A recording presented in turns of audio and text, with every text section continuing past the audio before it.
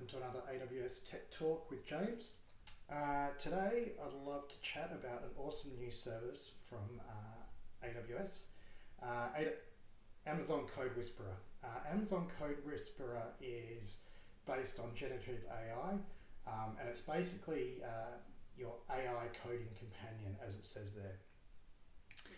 So Amazon have ingested or trained this on using a lot of their internal code and a lot of open source code as well, and it will help you to build out help developers to work faster, quicker, and the like. So you can actually use it to generate code suggestions for you. You can scan code for security vulnerabilities. So basically, it allows you to, automate code analysis. It identifies potential issues earlier on, and it improves your code quality.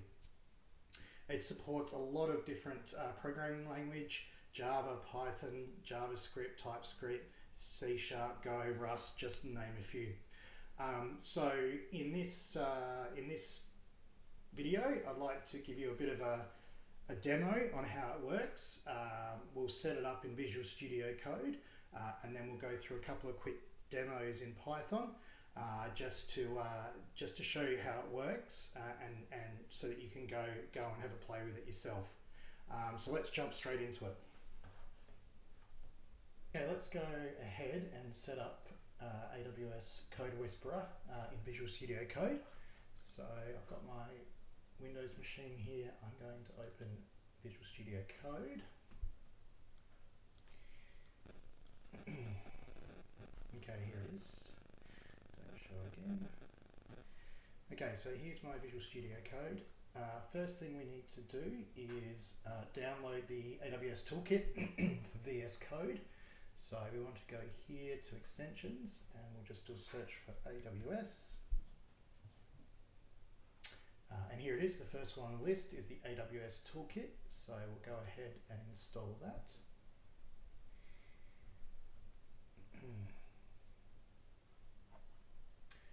All right, so that's now installed. So we can see that that's installed because we've now got this little AWS icon on the toolbar here. So we can close this, we can close this. Let's go to AWS. So if we click on this now, we can see we've got some developer tools down here, and we've got CodeWhisperer. So let's click on CodeWhisperer, and then we'll click on Start CodeWhisperer. Okay, so we click on Start CodeWhisperer, and it brings up this screen.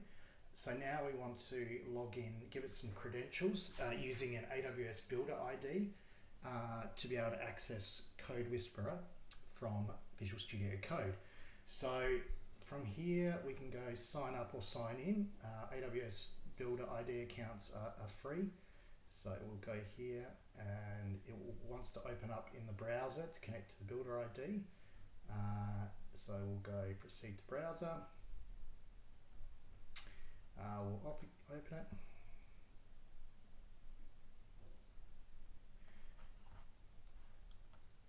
Okay, so here we go. So it's now opened up in my browser, and it's asking me to confirm that the code matches, which it does. So if we look down here, we've got the code here and it matches. So this is going to connect, basically authenticate to Visual Studio Code. So we'll go confirm and continue.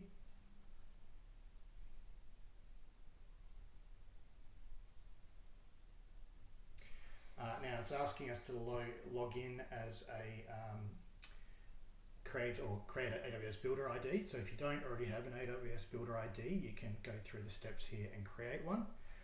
I already have one set up, so I'm going to go already have a Builder ID, and I'm going to log in. Okay, so I'm logging into AWS Builder ID account.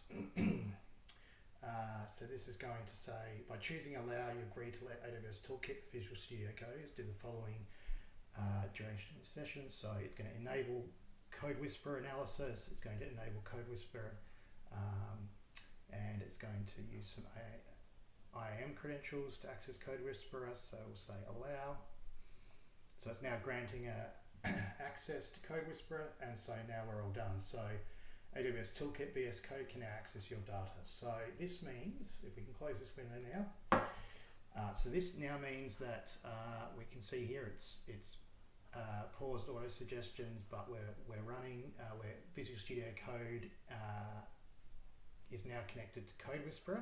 So now we can go ahead and have a play around with CodeWhisperer and see what it does. Okay, so let's have a bit of a play around with CodeWhisperer. So you can see our auto suggestions are running for CodeWhisperer. So let's create a new file in Visual Studio Code, and we'll create a new Python file. So I'm going to write something in Python. So let's get it to deploy an EC2 instance. Okay, so what we can actually do now that we're going to use Python to deploy an EC2 instance. So what you can actually do with CodeWhisperer is you can put a comment in, and I can say deploy EC2 instance, enter, and now what we can actually do is we can get CodeWhisperer to come up with some suggestions for the code to do this.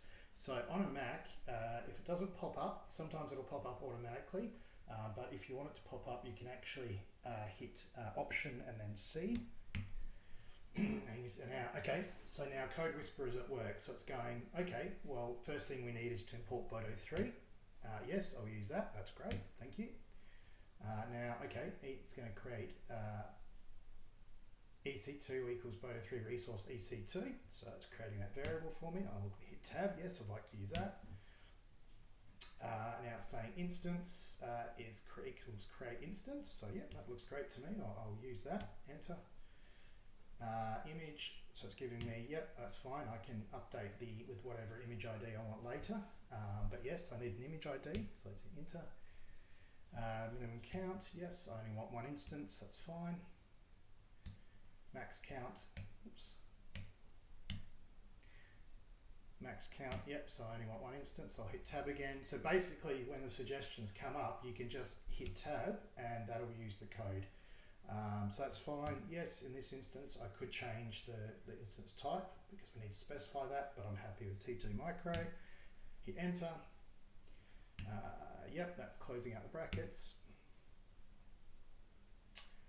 Okay, and that's basically given me some code to be able to deploy an EC. We'll create a new file.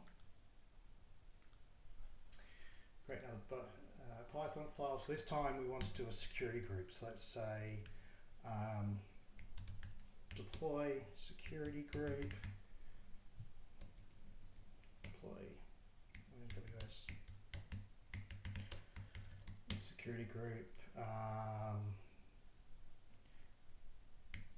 allows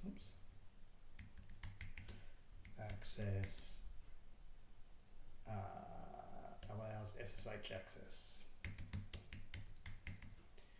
to EC2 instance. Cool. So we'll now go enter. So again, it's already coming up saying, okay, we're working with AWS, so we want to. First thing we want to do is import Boto 3. Great, I'll tab that. I want to use that. Hit enter again. We're going to be doing EC2. Yep, that's fine. So you can see this time, instead of deploying an instance, it's saying, okay, I'm going to create a security group, group name and description, so I can add in there whatever I want. But as you can see, I don't have to write the rest of the code. I can just add in the different the group name and the description as I like. So that's fine. I'm just going to leave it as test. So that's fine. We hit enter again. What's going to come up with? Okay, so now it's actually saying we want to authorize ingress traffic, which is what we're asking it to do in the comments. The CIDR range from anywhere. The protocol is TCP, which SSH uses. And port 22, which is what SSH uses. And that's exactly what we've asked it for up here in the comments. I'll hit enter again. To port 22, yep. And that's it. And done. And you can see as easily as that, just by typing in the comment or the description of what you want to happen up here, CodeWhisperer can actually go and help you by suggesting what you need to do to be able to build out a security group or an EC2 instance or anything really. This is just a quick demo to show you how CodeWhisperer works. I think it's a pretty cool service. Certainly is going to help you. It's certainly not going to replace programmers or developers, but it's going to make their job a lot quicker and a lot easier, so you better develop faster, and prove out concepts a lot quicker as well. So I hope you enjoy that introduction to CodeWhisperer, and I recommend you go out and have a play for yourself. Thanks all. Bye.